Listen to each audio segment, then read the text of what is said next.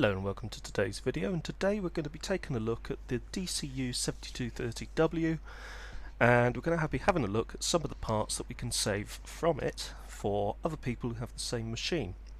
Probably, and I'll be honest with you, one of the easiest bits to get to, front panel aside, is the heater.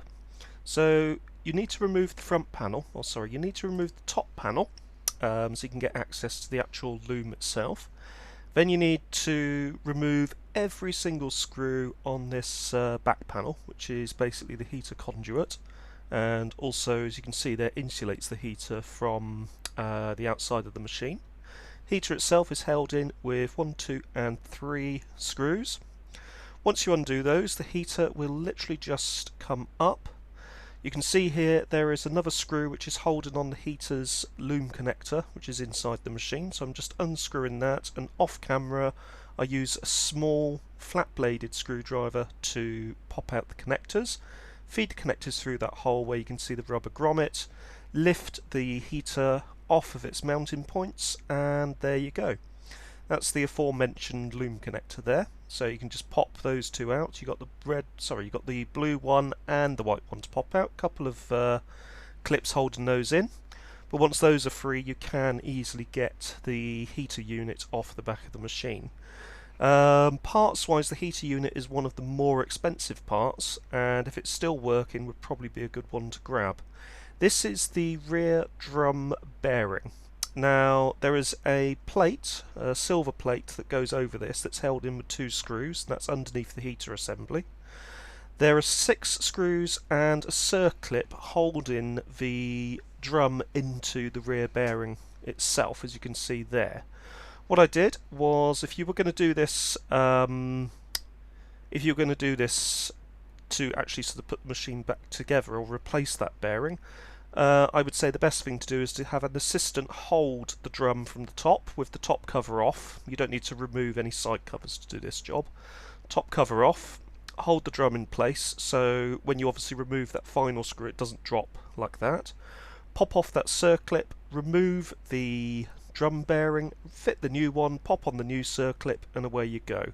There is underneath that circlip a single washer, as you can see there. You need to make sure that that is put back on, and if you look in the top corner there, or top of the screen, you can see the drum spindle itself, and there is the notch that they go into. The other thing that's easy to remove and covered in a previous video is that smoothing capacitor from the mains and also the mains cable. Now, once you have both sides removed, you can actually see here I'm about to remove the condensate capture tray. This top piece of metal which holds the front panel in place is held in with, I think it's 4 screws at the bottom there, and also that tray is held in with a couple of screws attaching it, there's one there, attaching it to that frame. It's probably also a good idea to remove the rear metal panel as well. That's one of the condensation hoses which comes from the lift pump, which is down at the bottom of the machine. So as you can see here, you can remove this front panel, which will give you access to actually get that tray out of the machine. You don't necessarily have to remove the back panel, although it does help to a certain degree. It does mean if you do remove the back panel, you're going to have to remove that drum bearing anyway. This is the pipe work that goes down into that part of the moulding of the machine. That's the drum itself. Normally there you would have a gasket, so sort of like a foam gasket. They tend to get chewed up after a few years, so it is a good idea to replace those.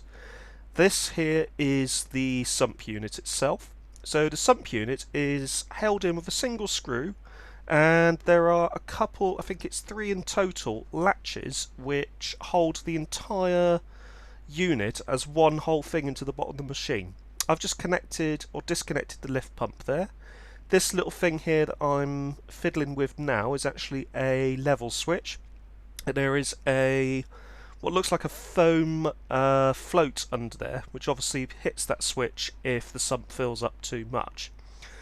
This is one of the hoses that goes up to the condensation tray. And as you can see here, I'm just having a look at the lift pump itself and working out how to get it out. I actually discovered, and as I just said earlier, that there are 3 clips just below that flap, which I've got there, which allow you to pull out the whole assembly. There is obviously this pipe here that you need to pull off as well. Water will come out of there because that's part of the sump assembly, so you might want to have something in the way for when you do remove it. You would need to get the sump pump out, probably need to remove the side panel and the top panel to be able to do so. I think you could probably get away with doing it without having to remove anything else. You can see there, that's the sump, that's the float that you got there. It looks like a polystyrene float, and the sump itself does get very dirty. That's the sump pump, as you can see there, just a standard little lift pump. To be honest with you, this machine has been in hard operation since 2012, and this pump actually still works, so even though it is fairly easy to replace, because it literally just sort of pulls out of there, I don't think you'll actually ever have to replace it. So if you were going to replace the drum itself, this is how deep you have to get into it. This is also how deep you would have to get into it if you were going to replace the drum drive belt. Thankfully, the drum drive belt has never actually broken on this machine. This also exposes, you can see, the drum rollers, which you can get to, as shown in my previous video on this particular unit, without having to take everything out. But it also shows the motor and how deep you would have to go to get to the motor. You can, by just removing these little sort of top caps held in with these Torx screws, get the motor out. You would need to remove the fan turbine from the back of the machine though. But once that's done, you can get the motor out of the way and you can replace that. But it really does show how deep you have to go into the machine. Anyway, hope you found this video interesting. Don't forget to hit the like button, subscribe, etc. I also grabbed out of the machine the entire wiring loom, the rear drum bearing, what else did I get? Lift pump, the motor, the ballast capacitor for the motor, the smoothing capacitor, all of the front panel buttons and light diffuser, and I think that was it actually. Anyway, as I say, if you found this interesting, hit the like button. Don't forget to subscribe. See you again soon.